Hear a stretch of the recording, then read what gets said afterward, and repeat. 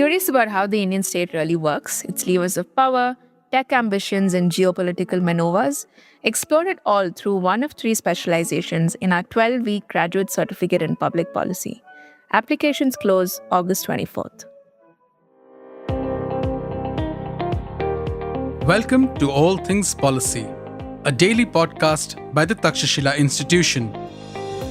We are a bunch of policy nerds based in Bengaluru, and we like bringing fresh perspectives to Indian affairs and Indian perspectives to global affairs. So grab a cup of coffee, sit back, and join us for today's chat.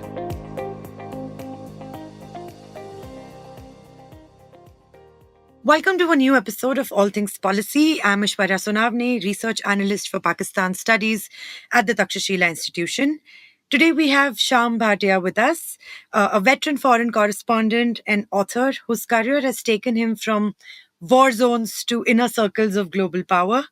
As a journalist, he has interviewed and observed some of the world's most consequential leaders, up close, bringing a rare behind-the-scenes perspective on how personality, persuasion, and politics intersect. Thank you for joining us today, Shyam. Thank you, Aishwarya. How can I help? My first question is pretty straightforward, right? What world leaders are really behind the camera? If you could share candid conversations that reveal much about their personality, or were there any moments in your reporting days where personal charisma or style of a leader visibly influenced critical policy decisions? Well, I think the one that comes to mind immediately, Aishwarya, that you ask, is Yasser Arafat. Yasser Arafat, the late Yasser Arafat, was the head of the Palestine Liberation Organization. And I got to know him in very unusual circumstances. He was visiting India. And the then spokesman of the Ministry of External Affairs was a man called Aftab Seth. Aftab rang me up and said, "You're based in the Middle East. Arafat is visiting and would like to invite you to breakfast at Rashtrapati Bhavan." Mm-hmm. So I went to have breakfast with Yasser Arafat. I hadn't really met him before, very fleetingly, but this is the first time that we were able to talk in an easy way. And we had a very interesting conversation about the Middle East. I noticed that he liked honey, and he was pouring honey on his cornflakes.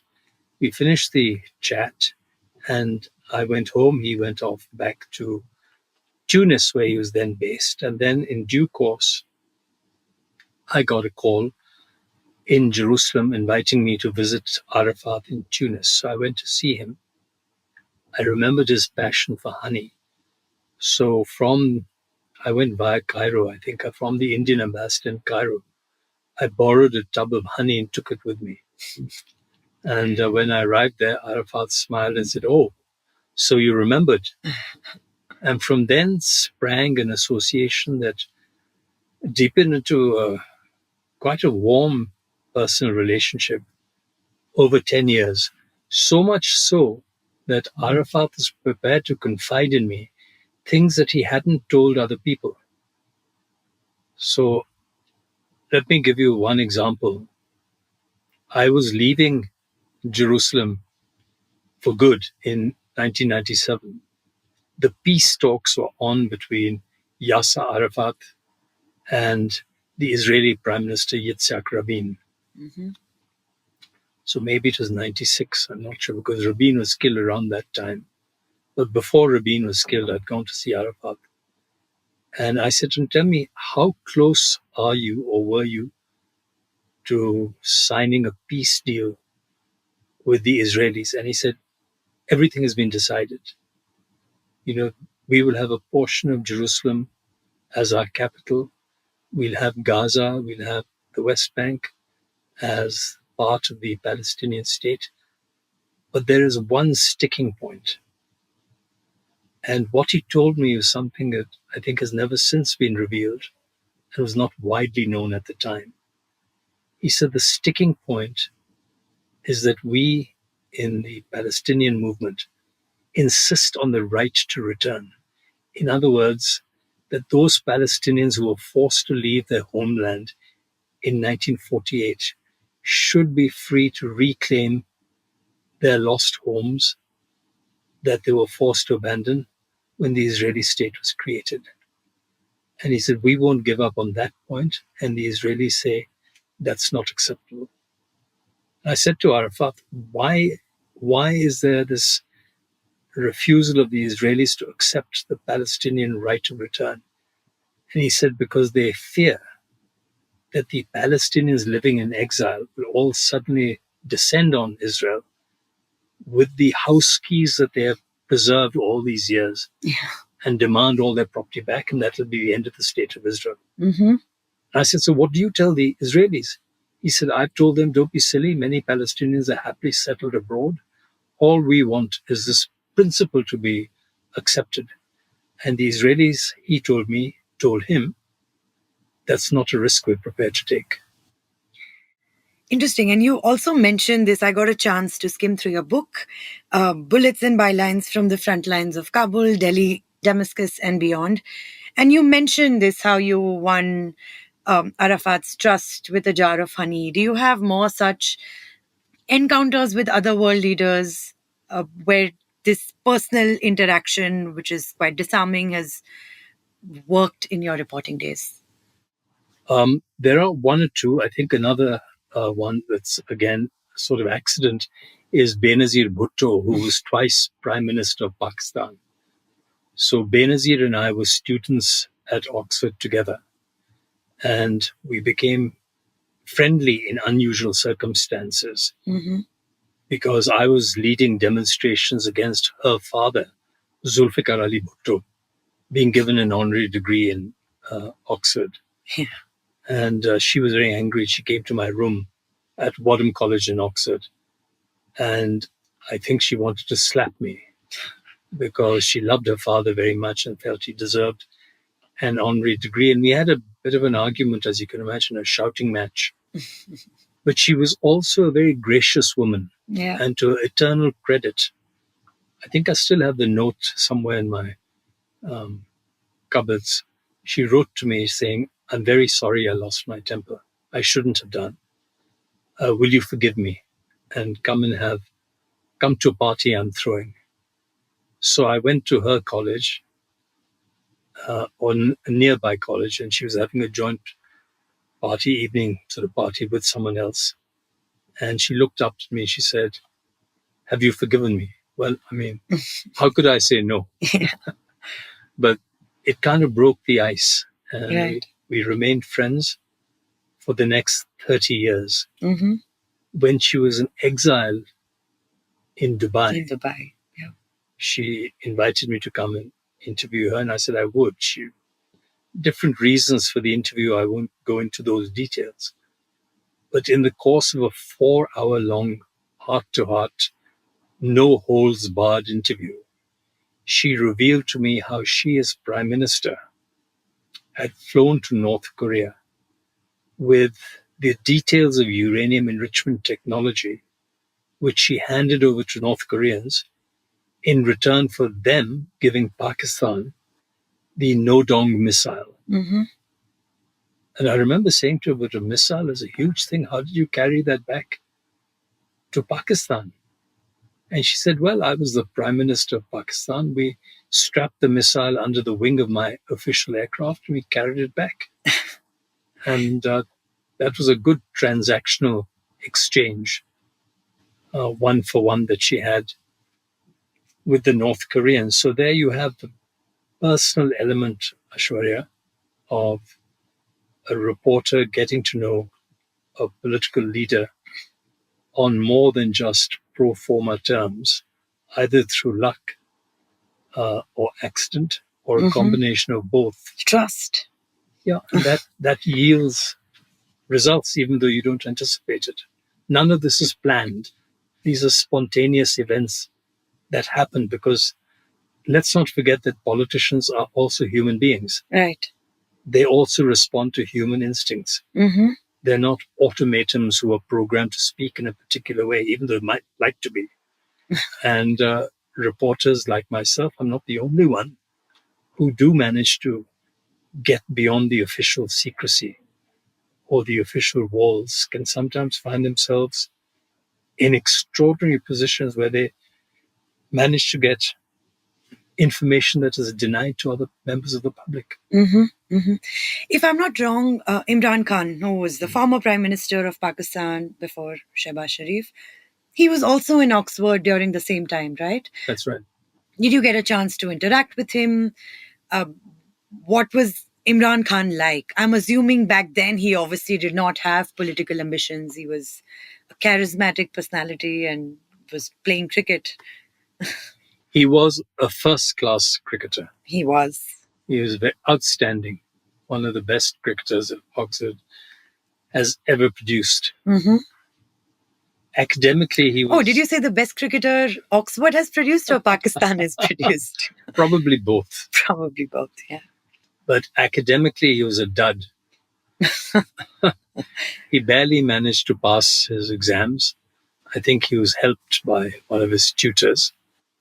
And he also had an eye for the girls. He's a very handsome man. He is. And the girls flocked around him and he reveled in their attention. And I think he set himself up as a bit of a playboy. I mean, he, because of his success and his good looks, his success as a cricketer and his good looks, he was never short of female company. And really, I think, he could have been a film star. He was that good looking. I knew him not very well, only slightly. Enough to say, hello, Imran, how are you? That kind of thing. He was junior to me in college. And then I ran into him in Lahore many years later. And his mother had just died. And he's quite distraught. And he was collecting funds in Pakistan and abroad to build a hospital in her memory. Those are my recollections of Imran. I liked him. He was very likable. A good personality, a good companion, but we were not personal friends in that sense. Right. And did you get a chance to meet him when he was the Prime Minister? No, I was not in Pakistan at that time. So no, unfortunately not.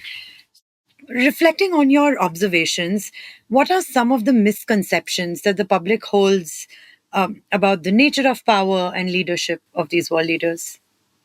Very difficult question to answer. I think when you look at the nature of power, you're looking at the individual exercising authority that either they have taken by themselves, either through a military coup. Those are the people we call dictators. Sometimes by virtue of electoral mandate, they have been elected. And we often forget, once again, that these are human beings and they are susceptible to the same pressures and influences that we who are not politicians are susceptible to. They like to have their breakfast, they like to have family life, and so on. So what I'm trying to say, Aishwaria, is that very often we members of the public or those of us in the media forget there is a human dimension to the most powerful political leaders on the planet. And for us in the media, it's a question of somehow getting into that human dimension bubble, if I can put it like that, to try and relate to them, because it's only when we can try and relate to them in that human bubble that we can get a bit closer to understanding their motivations and what they do and why they do it. Brings me to my next question. Were there any cases where some of the world leaders' public image was so divergent from their personal or private personalities? Did you, especially since you covered the Arab world so much, you've lived in the Middle East, you've spent a lot of time covering war zones. There is an image about Arab leaders, right? Be it Gaddafi or Saddam Hussein. How much of that stands true in your private personal interactions? Well, let me talk about two of the Arab leaders that I got to know a little bit. One was Muammar al-Gaddafi, president of Libya. As you know, he came to power in a military coup. He was Colonel Gaddafi. And I hadn't realized until I met him in Libya that he was a bit of a showman. So I was among a group of media people invited to meet him, and we had assembled in the Libyan capital, Tripoli, to wait for his arrival, and he wasn't turning up. And so I remember walking outside the conference room where we were supposed to meet him, and I saw in the distance this very unusual VW, Volkswagen Beetle. I think it was yellow in color, being driven towards the entrance. Some man, driving it quite slowly. And it slowed down. The man saw me, slowed down, wound down the window to look at me. And I looked at him and I said, "You look just like Colonel Gaddafi." He said, "That's because I am Colonel Gaddafi." So he was a showman. He liked to make an impression. Mm-hmm. Having said that, he was wildly ambitious. He was constantly frustrated by his lack of world power. He wanted to be a world leader. Libya is a small country with huge oil resources. And I remember the story of when he arrived in Pakistan, for example, for an Islamic summit. Zulfikar Ali Bhutto was the Prime Minister of Pakistan, I think then the President of Pakistan. And they had this kind of love-in where Bhutto was trying to get money from Arab Muslim leaders for Pakistan's nuclear program. Yeah. And he took Gaddafi with him to the Wagah border with India. And as I remember it, Gaddafi, because he wanted to impress his Pakistani hosts, suddenly started shouting and pointing in the direction of India, saying, "Kafir, kafir." So there was all part of the showman in him. He liked to create an impression. He didn't really have the means to back it up, but if he could create the impression, he was very happy to do it. What we didn't know at the time was that he was, for example, high on drugs. He liked his, I don't know what particular drugs, whether it was just straight opium or a mixture of various things, but he was, we now know, high on drugs. He also had an eye for pretty women. Mm-hmm. He was the only world leader that I know of in recent times who had a whole army battalion made up entirely of female soldiers because that pleased him. So that was Gaddafi for you. You asked about other leaders who were different from their image. The other one that comes to mind is President Anwar Sadat of Egypt. Yeah. President Sadat was one of 3 army officers that originally overthrew the monarch of Egypt and established a republic. So it was Gaddafi, Abdel Nasser, and there was a third leader who I don't remember now. But these are the 2 main ones. And when Nasser died in the late 70s, Sadat became the president of Egypt. And to many, he was inaccessible, like so many world leaders can be. But something happened, about a year before his death. I mean, I would see him in groups of 2 or 3 journalists. Sometimes he would summon us for a chat, and always quite distant, quite, he kept his space. Then there was a crackdown on Egyptian opposition leaders, members of the church as well, Christian church. And he suddenly he felt very vulnerable. One of the people he imprisoned, I remember, was Hassanein Hakel, who was the editor of the very influential newspaper at the time in Egypt called Al-Ahram. Mm-hmm. So what Sadat did was declare a kind of emergency like we had over here in India. In the 70s, he did that in Egypt. And when he did that, he became vulnerable. And because he was vulnerable, he suddenly wanted to reach out to the media. And I suddenly, one day in the morning, I got a call from the Egyptian Foreign Ministry saying the president is willing to receive you, but you have to go to his home village. His home village was a place called Mitabul Kum in the Nile Delta. Close to Cairo? Not far, about an hour and a half's drive, something like that. So I got into my battered old Fiat and I drove there. And it was quite a revelation, Aishwarya, because first of all, there were very few guards. It was a village home, but not a village home in the sense of a jhompri. It was a simple ground floor bungalow type of place. Maybe there were one or two guards, but no more. Unusual in Arab country. Absolutely. Then I remember going in, and he wasn't dressed in military uniform. He was dressed in the Egyptian equivalent of a kurta pajama. He was barefoot. Kurta pajama is like a kind of one-piece male dress, Like a abaya. Abaya, like a long, if you like a long kurta, going from the neck all the way down to your ankles. Like the Saudis. Yeah. Very similar to. But similar. It wasn't white like the Saudis were. It was a kind of greyish color, I remember. Okay. His wife, Jahan, wasn't there, but she welcomed me very nicely and said, would you like some chai? Shai. They have the same word in Arabic. And I do speak Arabic, not particularly well, but I'm less so now than I did. What dialect? Sorry to deviate. Egyptian dialect. Egyptian so we use the hard G. So, the Saudis will say, the galabia, that was the dress that he was wearing. Okay. The Egyptians say galabia, the Saudis will say jalabia. That's one of the differences, ga and ja.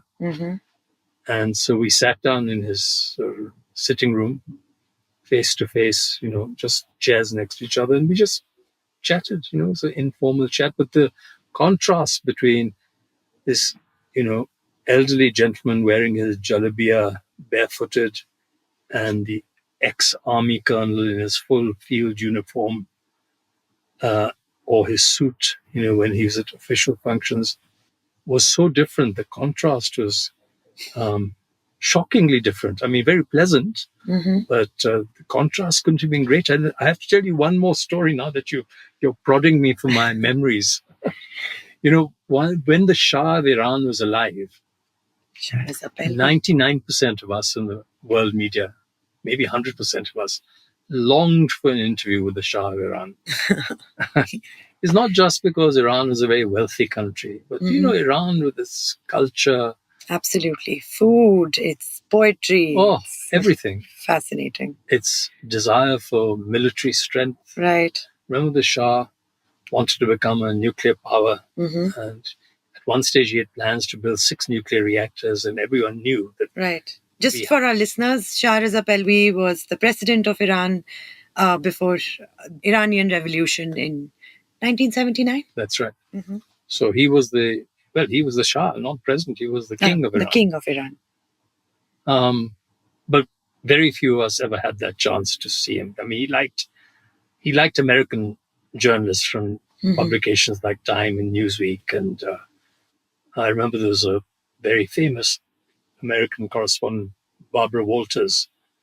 I think she worked for ABC News in America, and so she always got an audience with the Shah. Then the Iranian Revolution happens, and the Shah is forced to flee Tehran, and he goes off to, I can't be sure, but maybe it was Mexico, the Caribbean. Then briefly, he's allowed by President Jimmy Carter of the US into America, and he's diagnosed with terminal cancer.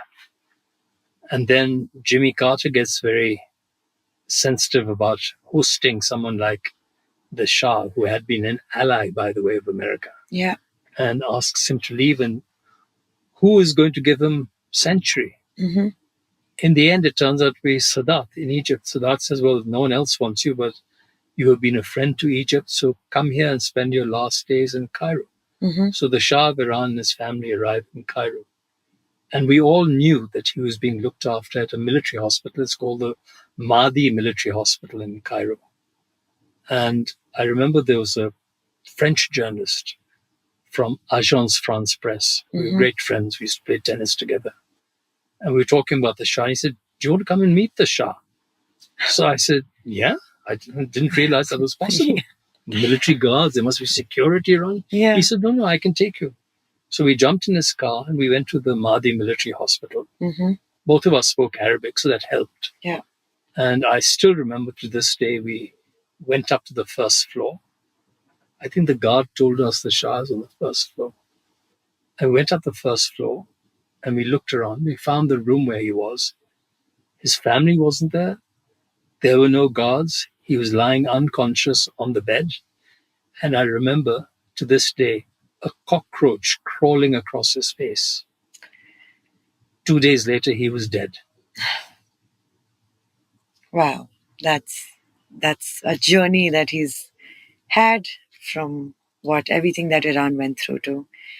Very interesting. So how do you think the leadership style of world leaders has changed from the Cold War era to today's very digital, hyper-mediated world? Well, I think that's a fairly straightforward question. I think leaders today are so much further removed from the grassroots. Yeah. They don't really need face-to-face contact. Mm-hmm.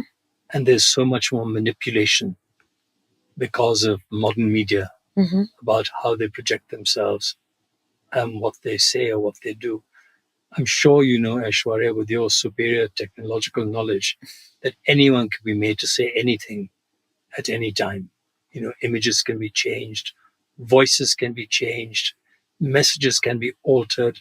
Yeah. And the way people look at their audiences, they have zillions of advisors testing public opinion, saying, if you say this, that's how it will be received. And Mm-hmm. don't worry, you make your statement, we'll doctor the statement, we'll change the tone of your voice. Mm-hmm. We'll even change the way you look. So the way you're perceived is different from the way you actually are. So there's so much more manipulation, so much less grassroots contact. Performance. We just spoke about world leaders having to perform. It's a lot performative. Yeah. I remember Mrs. Gandhi, before she became Prime Minister, my late father was being sent off as India's High Commissioner to Kenya. Mrs. Gandhi was the Information and Broadcasting Minister in the Shastri cabinet. And in Delhi's Ambassador Hotel, there was a farewell reception for my late father. And Mrs. Gandhi was among the invitees. Mm-hmm. And I remember her coming along and she said to my father, Prem, this is your youngest boy. And then she pinched me on my cheeks. Well, that's an experience or a memory worth reliving many times. Yes. Finally, brings me to my final question. With all your experience, right, your rich reporting experience, what advice would you give young policymakers, someone like me, about reading between the lines, about what leaders say? You've got to do your research, of course. You can't just Mm-hmm. go in blind for interviews or go in blind at looking at what they say. Right. And I think it's so important, I really believe this, to test what a leader says to what the grassroots feel. Mm-hmm. So I would say from my perspective, which is not a policy analyst's perspective, that there is no substitute for field experience. So if you have a political leader who says, I've just released, $50 million to build more schools Mm-hmm. in, let's say, India's state of Uttar Pradesh, I would never take it at face value. I would go to Uttar Pradesh.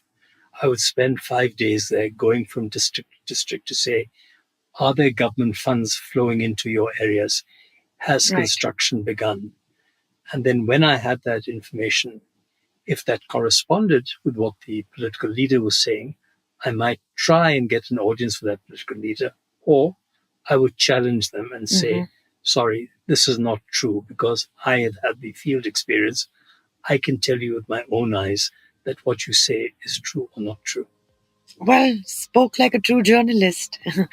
Thank you, Mr. Bhatia. Thank you for joining us. This has been a wonderful experience. And thank you for our listeners for tuning in. Thank you. If you liked our show, dive into Takshashila's research on technology, strategy, and economic affairs. Check us out at our Twitter handle @TakshashilaINST or our website takshashila.org.in.